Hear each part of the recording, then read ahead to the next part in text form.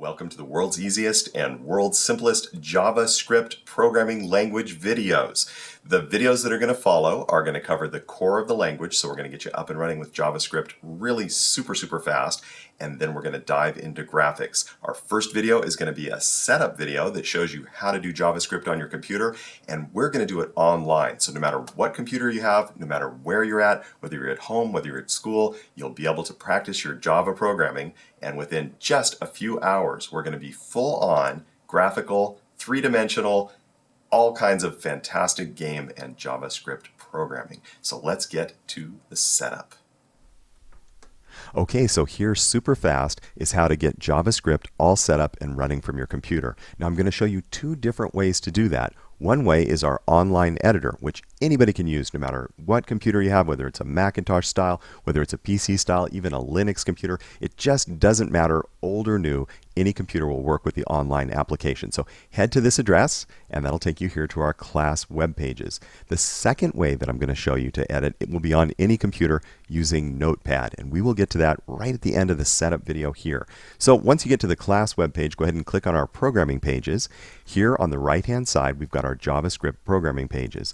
The first link here is going to take you to our day-to-day programming lessons, and I'm going to list them all there. I've got a cool idea for how to make those lessons super easy and super complete, and what I'm going to do, and I've already started doing it, is I'm going to have those lessons printed out for you on the page so you can watch the video, and then on your printer you can print the lesson out and you'll have a reference source so that you'll never forget what you learned and you'll be able to code immediately.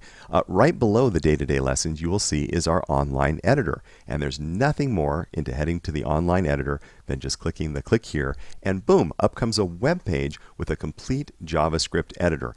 The second advantage to having this page come up and having us do our work here is different Java editors sometimes have very slightly different syntax, and it would be very frustrating if all of us, when we went home and we worked on these lessons, found that our editor that we were typing stuff into bumped up and had different needs, so that we ended up having things that I would tell you worked that didn't work straight away. So let's all work together on this editor if we're going online. So one of the things I'm going to do just very quickly here is where it says script. You'll notice where I went ahead and I put the cursor there. I'm going to limit that line down to the two script commands separated out. And the reason I did that is all of our JavaScript is going to run from a web page, and web pages are written in HTML. So when you first load the editor, it automatically does for you, puts in the HTML setup, a very simple setup of what a web page would be, and all we have to do to use the editor is put our code in between the two commands that say script. So take a close look at what I did here and just make sure each time you start and you want to write your code, you do the same thing. What they did, the reason we have to make a small modification, is they were keeping their JavaScript file separate, and then they were calling that JavaScript file from the HTML document. That's something we can also do, but we'll get into later. So let's do it the easy way. I'm going to type a simple statement in here, which is just the classic hello world, which is to print something to the screen. And when we head over to preview, we click preview, and right down here you'll see hello world. So that's how it works. In between the two script statements, all through the course here, we'll type our Java code, and then when we run it by hitting preview, it'll show us whether we got it right or what it does right down here in the web preview. There is nothing more to it than that. So as long as you can get to our class web page and you can click onto our online JavaScript editor here, we're going to be able to work together. We're going to have no problems at all. But you're wondering, if that works so well, how else could we edit Java? There's actually a way that's even better, especially when you're at home and you're on your own with your computer doing it.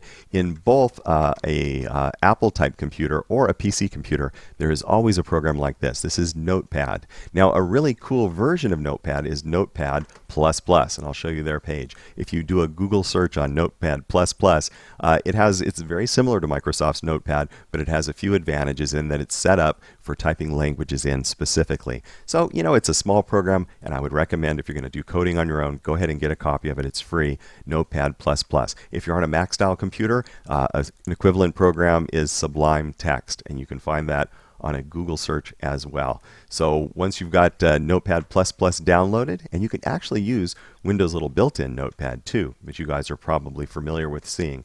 But this is the old-fashioned way of doing this, and actually I think it's still in a lot of ways the very best way of doing it. So once we're in Notepad, I'm going to go ahead and just cut and paste very quickly the same program that we just had in our online editor. I'm going to do it from another page, bring it on over, click it in, and there we go. We've got the same program. So once you've typed the program into Notepad, if you're using Notepad as your editor, let me go ahead and I'm going to take this screen and make it scalable. You can head over, first of all, we're going to save the program.